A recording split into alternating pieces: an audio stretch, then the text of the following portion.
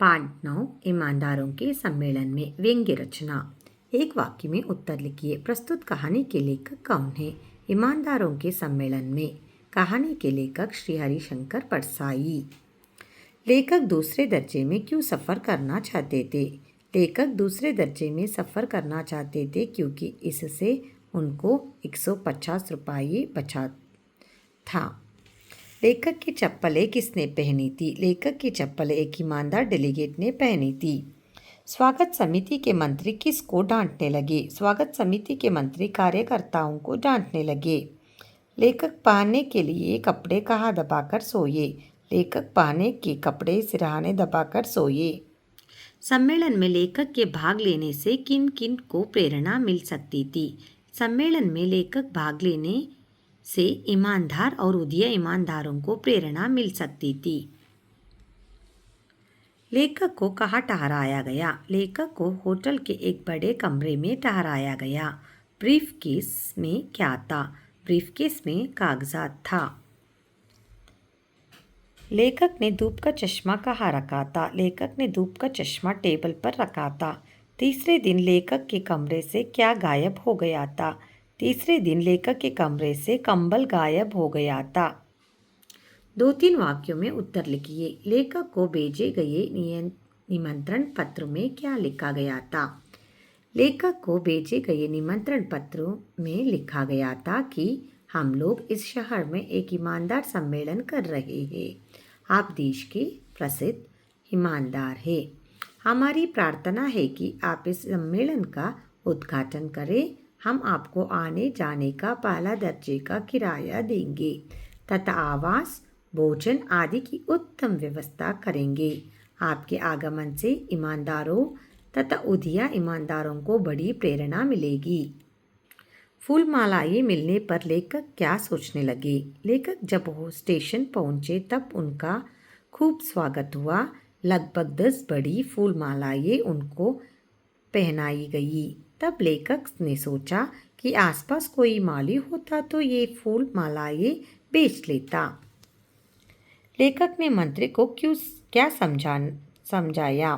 स्वागत समिति के मंत्री पुलिस को बुलाने के लिए कहे तो लेखक ने मंत्री को समझाया कि ऐसे हरगिज मत करिए। ईमानदारों के सम्मेलन में पुलिस ईमानदारों की तलाशी ले, यह बड़ी अशोभनीय बात होगी। फिर इतने बड़े सम्मेलन में थोड़ी गड़बड़ तो होगी ही। चप्पल की चोरी होने पर ईमानदार डेलीगेट ने क्या सुझाव दिया?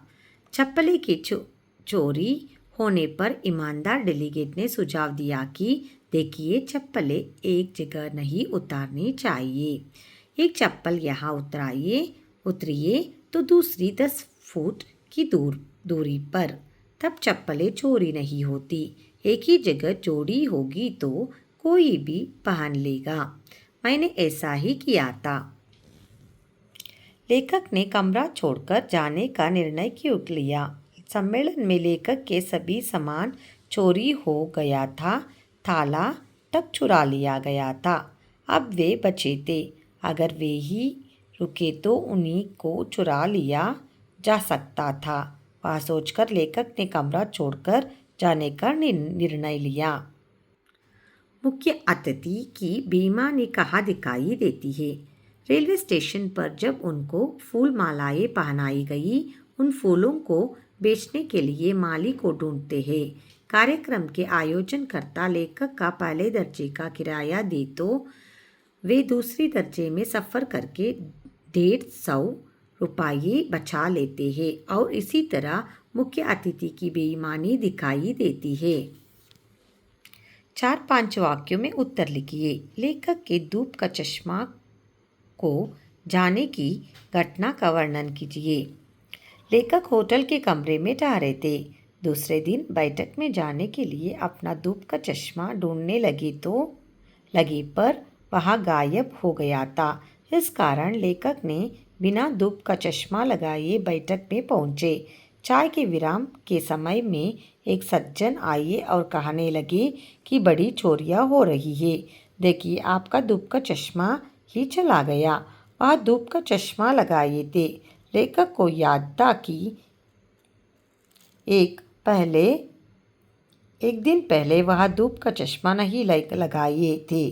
जो चश्मा वे पहने वह लेखक का ही था। मंत्री तथा कार्यकर्ताओं के बीच में क्या वार्तालाप हुआ।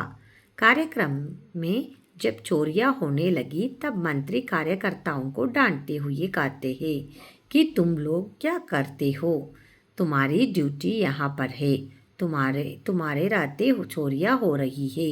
यह ईमानदारों का सम्मेलन है, बाहर यह चोरी की बात फैली तो कितनी बदनामी होगी। तब कार्यकर्ताओं ने कहा कि हम क्या करें, अगर सम्मानीय डेलीगेट यहाँ वहाँ जाइए तो हम उन्हें रोक सकते हैं। सम्मेलन में लेखक के कौन से अनुभव हुए, संक्षेप में लिखिए। लेखक को ईमानदारों के सम्मेलन में चप्पलें पहनकर उनको ही सुझाव देने लगी थे। उनके कमरे में कंबल और चादर चोरी हो गया था। लेखक का धूप का चश्मा भी चोरी हो गया था।